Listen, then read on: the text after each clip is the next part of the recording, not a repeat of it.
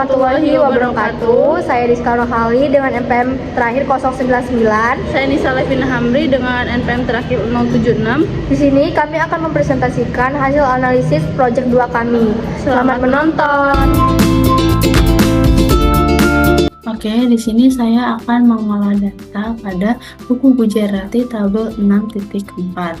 Nah, di sini merupakan data cross section yang memiliki 4 variabel, dan di mana CM ini sebagai angka kematian balita dan FLR ini sebagai tingkat kepandaian membaca wanita, dan PGNP ini sebagai GNP per kapita, dan TFR ini sebagai angka kesuburan total. Nah, sebelum data ini kita olah ke dalam eViews, alangkah baiknya kita copy dulu atau kita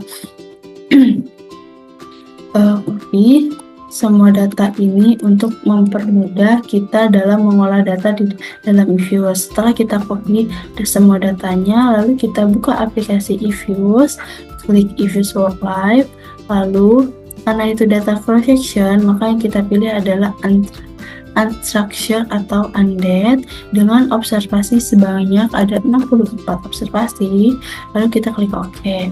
Nah, setelah itu kita klik quick, lalu empty group, lalu kita paste data yang setelah kita copy tadi yang dari Excel.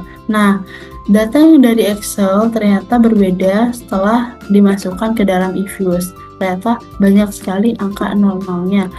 Oleh karena itu, kita akan mengubahnya dulu agar datanya sama seperti yang ada di Excel dengan klik significant dan mengganti number of digitnya menjadi 12. Klik OK.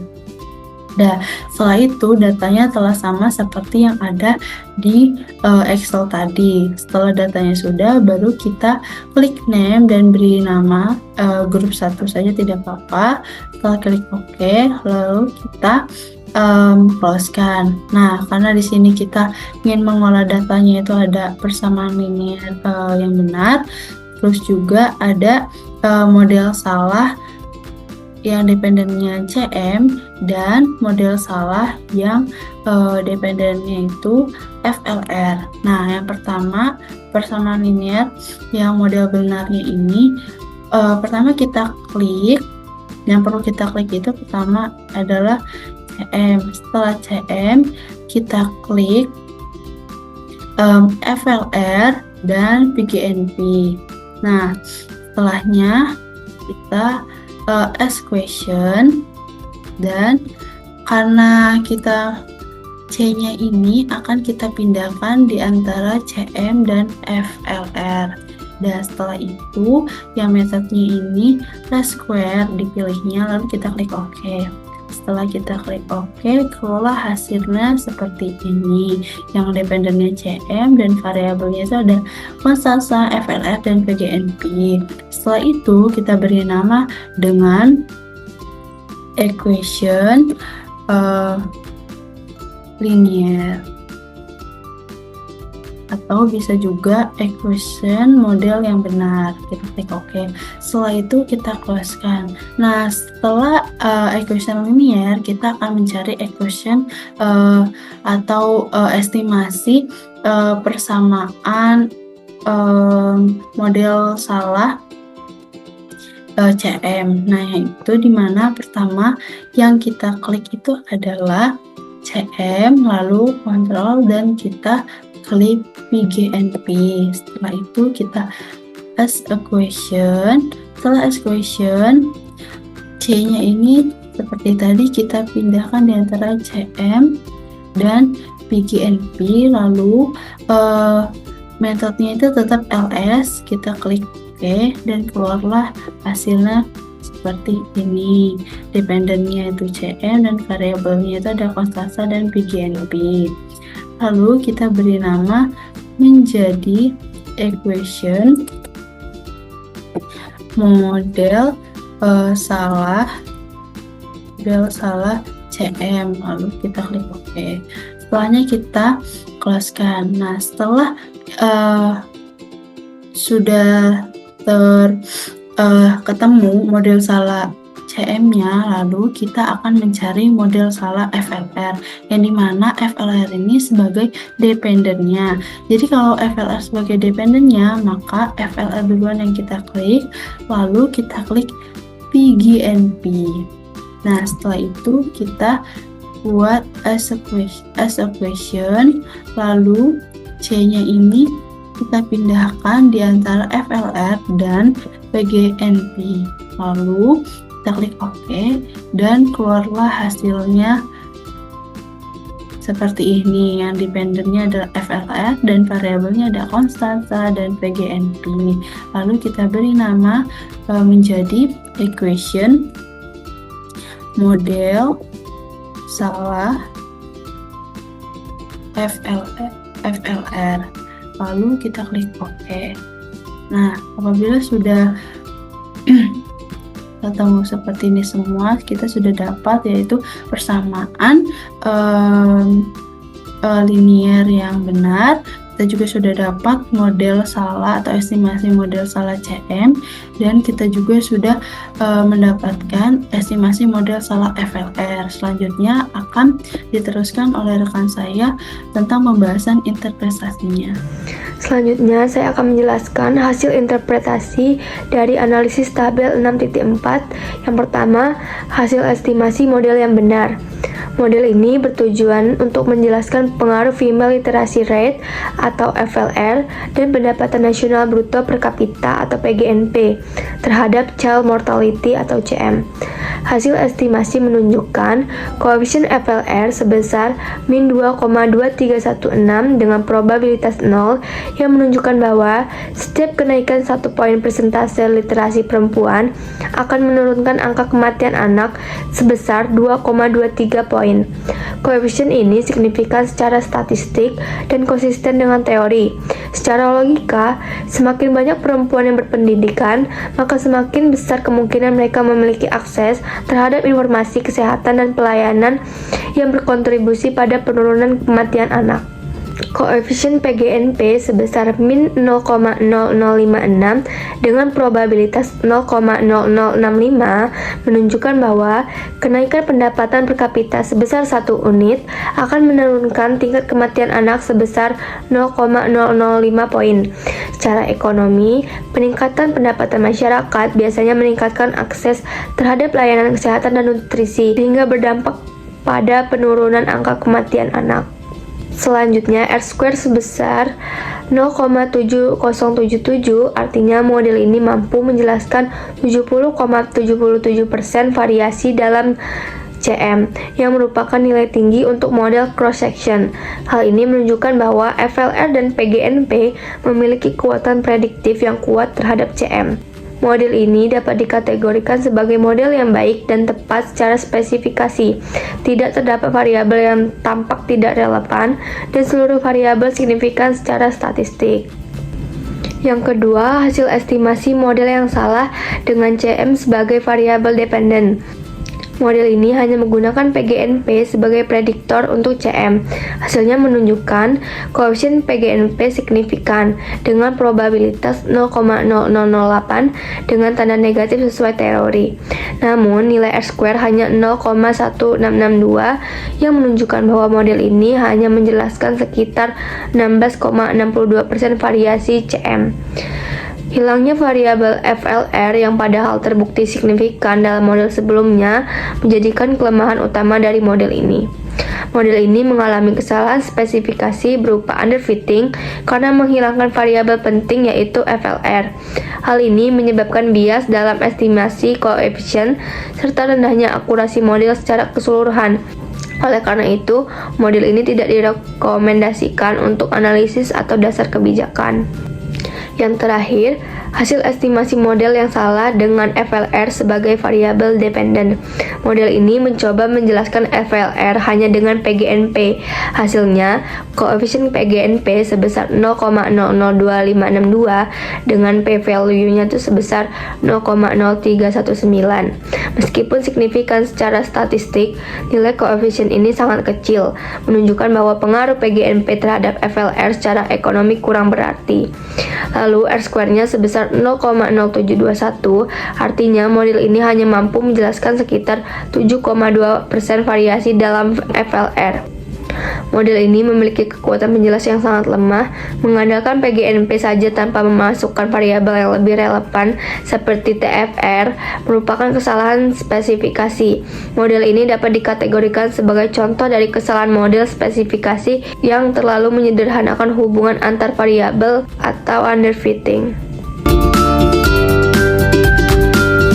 Data selanjutnya diambil dari tabel 7.3, di mana tabel ini menyajikan 51 wilayah industri di Amerika Serikat pada tahun 2005. Nah, data ini terdapat 3 variabel, di mana variabel pertama yaitu variabel Y yang mewakili tambahan nilai dalam sektor industri. Yang kedua itu variabel L yang mewakili jam kerja dalam sektor industri. Dan yang ketiga itu variabel input kapital dalam sektor industri itu sendiri. Selanjutnya, untuk menganalisis melalui if-use, kita perlu membuat work file baru dengan mengklik ini. Nah, di sini terdapat kolom untuk jenis-jenis filenya. Karena data kita merupakan data cross section, maka kita klik undet atau unstructured. Lalu kita isi data range observation-nya. Di sini kita isi 51 karena data kita meliputi 51 wilayah. Lalu kita klik OK. Setelah ini muncul, kita klik quick, lalu klik empty group.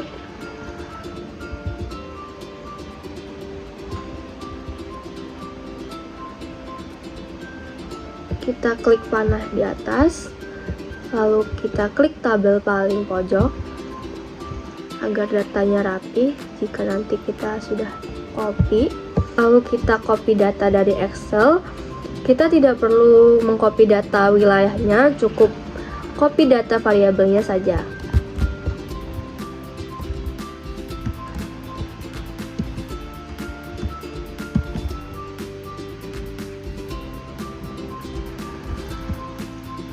Lalu kita paste di sini. Bisa dilihat di sini ada beberapa nominal yang belum rapi. Untuk merapikan nominal ini kita bisa blok terlebih dahulu. Lalu kita klik kanan bawah. Kita pilih display format. Lalu di sini kita ganti menjadi significant digit. Lalu number of digitnya kita ganti menjadi 12. Lalu kita klik OK. Nah, di sini sudah jadi datanya. Kita namakan terlebih dahulu. Kita namakan grup 1 saja. Nah, untuk menganalisis datanya, kita copy objek terlebih dahulu. Kita klik copy objek. Nah, di sini lalu kita klik proc. Lalu kita klik make equation. Karena di sini kita ingin menggunakan metode lin-lin, kita pindahkan C ini ke samping Y.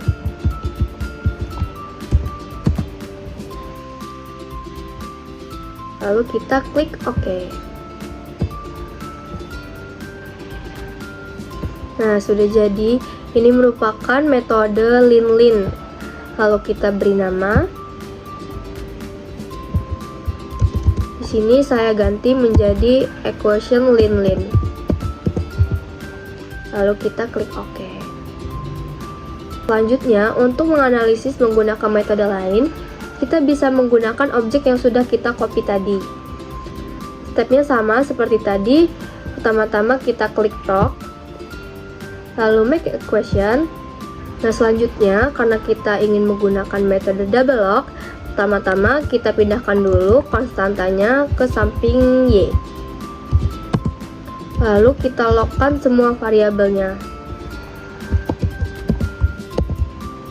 Di sini kita tidak perlu menggunakan spasi, cukup tambahkan tanda dalam kurung. lalu kita klik OK.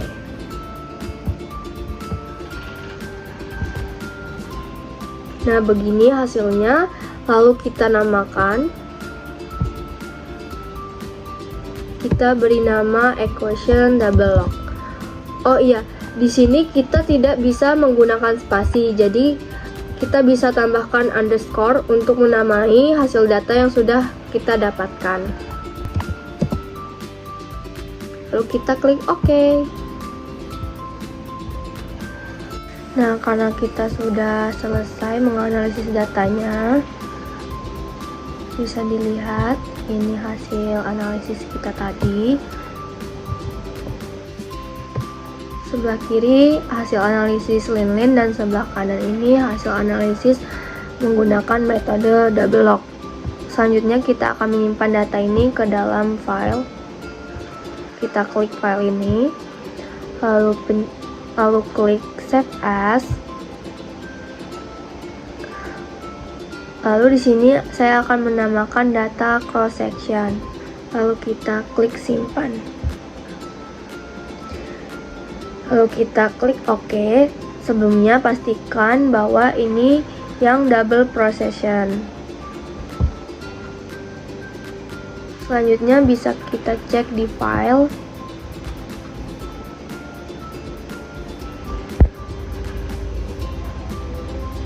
Nah, datanya sudah tersimpan. Selanjutnya, saya akan menjelaskan interpretasi dari metode Linlin, di mana model estimasi yang didapatkan adalah Y sama dengan 233.621,6 plus 47,98736L plus 9,951891K, di mana konstantanya sebesar 233.621,6 dengan probabilitas 0,8526 yang lebih besar dari 0,05. Artinya, jika modal dan tenaga kerja 0, output sebesar 233,621,6 satuan, tapi nilainya tidak signifikan secara statistik. Selanjutnya, koefisien L atau tenaga kerja sebesar 47.987,36. Hal ini signifikan karena probabilitasnya lebih kecil dari 0,05. Artinya setiap penambahan satu satuan tenaga kerja, output akan meningkat sebesar 47,99 unit dengan asumsi modal tetap. Selanjutnya, koefisien K atau modal itu sebesar 9,91,891. Hal ini juga signifikan karena probabilitasnya lebih kecil dari 0,05, yang artinya setiap penambahan satuan modal, output akan naik 9,95 unit. Selanjutnya, seberapa baik model dapat menjelaskan data bisa dilihat dari R-square-nya, itu sebesar 0,981065, yang menunjukkan bahwa 98,1% variasi output Y dapat dijelaskan oleh variasi tenaga kerja dan modal. Yang kedua, adjusted R-square, itu sebesar 0,980276, yang nilai ini mempertimbangkan jumlah variabel dan tetap tinggi serta kuat. Selanjutnya, F statistik sebesar 1243514 dengan probabilitas 0, model secara keseluruhan signifikan. Artinya kombinasi L dan K memang menjelaskan Y secara kuat. Yang terakhir, Darwin-Watson statistiknya yaitu sebesar 1,684519 yang mendekati 2, artinya tidak ada autokorelasi yang serius. Kesimpulannya, model ini sangat baik untuk menjelaskan hubungan antara output dengan tenaga kerja serta modal. Tenaga kerja dan modal berpengaruh signifikan secara statistik terhadap output. R-square yang tinggi menunjukkan bahwa hampir semua variasi dalam output dapat dijelaskan oleh model ini. Selanjutnya, saya akan menjelaskan interpretasi menggunakan metode double log. Model estimasi yang didapatkan adalah log Y sama dengan 3,8876 plus 0,4683 log L plus 0,5213 log K, di mana konstanta sebesar 3,8876 adalah signifikan karena probabilitasnya lebih kecil dari 0,05.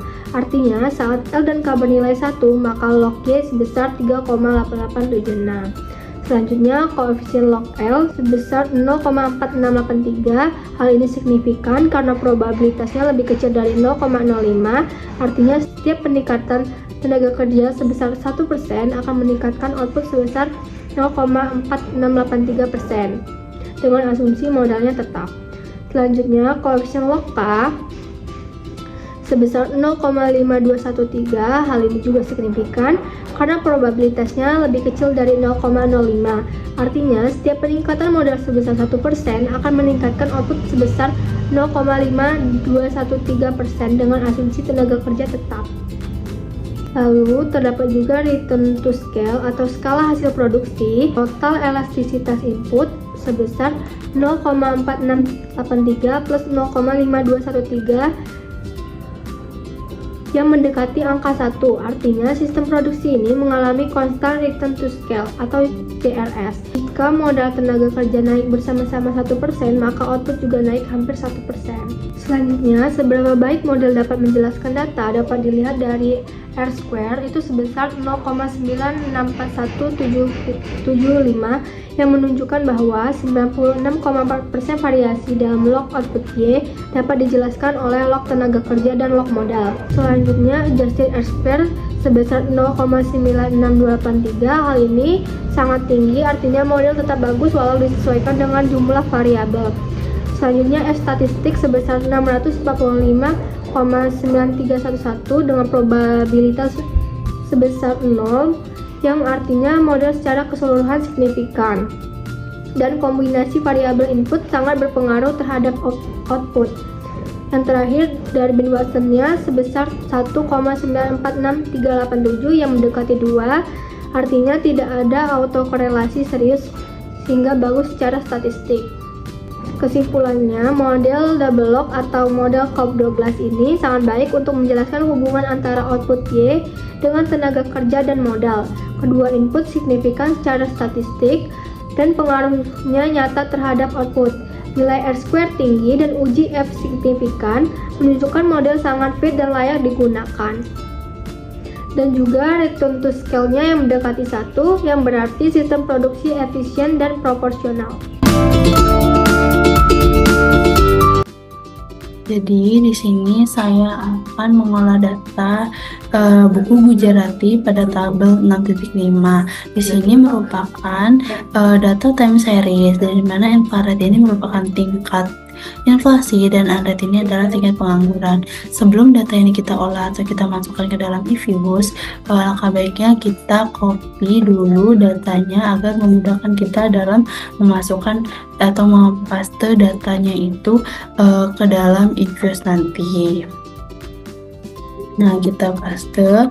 Setelah itu kita buka aplikasi eViews-nya. Setelah kita buka aplikasi eViews-nya, maka pastinya nanti akan keluar seperti ini. Lalu kita klik eViews Work Life. Nah, karena tadi datanya adalah time series, maka kita klik yang date regular frequency, dan karena datanya tahun ke tahun, maka kita pilih yang annual dan kita isi mulai tahunnya itu dari tahun 1960 tadi dan berakhir di tahun 2006. Lalu kita klik OK. Setelah itu kita klik quick, lalu kita klik empty group, lalu data yang sudah kita copy tadi sebaiknya kita paste. Nah, karena data ini berbeda dengan data yang ada di Excel tadi, karena kebanyakan nolnya, jadi kita ubah dulu seperti data yang ada di Excel. Nah, setelah datanya itu kita ubah ke dalam Excel seperti yang data ada di Excel tadi, maka kita klik name jadi grup 1. Nah, setelah itu, setelah kita sudah save, maka kita klik objek, copy objek. Karena kita ini ingin mengubah datanya menjadi dua model, yaitu line log dan log clean, maka kita klik log atau make equation. Kita C-nya itu kita letakkan di antara infrared dan unread ini. Nah, karena kita mau line lock, berarti yang di-lockkan terlebih dahulu adalah yang unread. Nah, setelah itu metodenya kita pilih least square, lalu kita klik OK. Nah, jadilah hasil estimasi line lock-nya, lalu kita beri nama jadi equation line lock, lalu kita klik OK. Setelah itu kita klik objek, lalu copy objek lagi. Kita akan mencari data yaitu data log line. Jadi karena kita yang ingin kita cari lognya itu adalah infrared, maka yang kita logkan itu adalah infrarednya yang kita tutup kurungkan. Nah, setelah itu kita klik OK. Keluarlah hasilnya sebagai berikut. Lalu kita beri nama jadi equation log line. Lalu kita klik OK.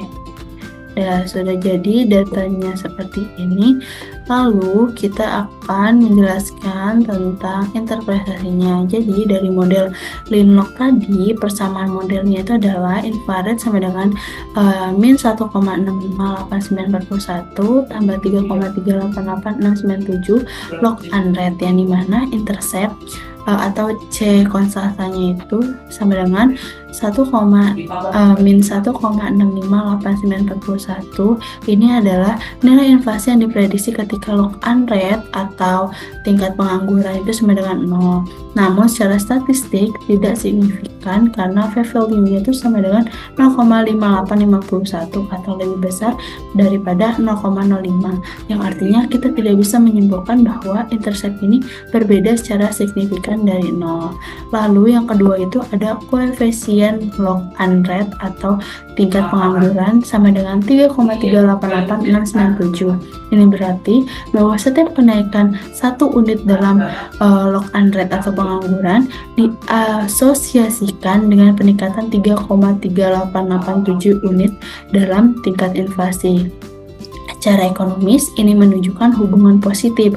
Ketika pengangguran naik secara persentase atau logaritmik, inflasi cenderung meningkat. Namun, di nilai p-value sama dengan 0,0545 ini artinya di tingkat inflasi 5%, koefisien ini tidak signifikan secara ketat, tetapi pada tingkat signifikansi 10%, koefisien ini bisa dikatakan marginal signifikan, menunjukkan ada kemungkinan hubungan yang lemah namun nyata secara statistik. Lalu R square-nya itu sama dengan 0,07969 atau sama dengan 8%, yang artinya model hanya mampu menjelaskan sekitar 8% variasi dalam tingkat inflasi. Ini nilai yang sangat rendah, menandakan bahwa sebagian besar variabilitas inflasi tidak dijelaskan oleh log unread atau log pengangguran saja. Lalu ada adjusted R square sama dengan 0,059245 yang sama rendahnya bahkan lebih konservatif karena mempertimbangkan jumlah variabel. Ini juga menegaskan bahwa model tidak terlalu kuat menjelaskan data. Lalu ada probabilitas F statistik sama dengan 0,0545. Ini adalah uji untuk signifikansi keseluruhan model. Di sini p-value juga mendekati 5%, sehingga model ini secara keseluruhan marginal signifikan. Lalu yang kedua adalah model log line, yang persamaan modelnya itu adalah log infrared atau tingkat inflasi sama dengan 0,553253 tambah 0,118648 unread atau tingkat pengangguran, dan dimana intercept atau koefisiennya itu sama dengan 0,553253. Ini menunjukkan nilai log infrared atau tingkat inflasi saat unread atau tingkat pengangguran sama dengan 0. Namun secara statistik juga tidak signifikan, yang dimana p-value ini sama dengan 0,1544, yang artinya tidak ada cukup bukti bahwa intercept berbeda dari 0 secara statistik. Lalu yang kedua itu ada koefisien unread atau tingkat pengangguran yang sama dengan 0,118648. Artinya, ketika tingkat pengangguran itu naik 1 unit, maka log inflaret atau tingkat inflasi meningkat sebesar 0,1186 unit. Secara ekonomi, ini menyeratkan hubungan positif antara pengangguran dan inflasi. Ketika pengangguran naik, inflasi juga cenderung naik, meskipun hubungan ini bersifat logaritmik pada inflasi. Namun, koefisien ini juga tidak signifikan secara statistik pada tingkat 5% atau p-value sama dengan 0,0673, walaupun marginal pada tingkat 10%, dan R-square-nya itu sama dengan 0,072453 atau sama dengan 7,2%, hampir sama dengan model 1. Ini menunjukkan bahwa hanya sebagian kecil variasi log inflasi atau log inflaret dapat dijelaskan oleh pengangguran, dan adjusted R-square-nya sama dengan 0,051841 yang menunjukkan bahwa penyesuaian atas jumlah variabel membuat nilai R-square bahkan lebih kecil. Lalu yang terakhir itu ada probabilitas F statistik yang sama dengan 0,0673, yang uji F ini menunjukkan bahwa model secara keseluruhan tidak signifikan pada 5%, tapi mungkin marginal signifikan pada 10%. Sekian presentasi dari kami. Lebih dan kurangnya kami mohon maaf. Wassalamualaikum warahmatullahi wabarakatuh.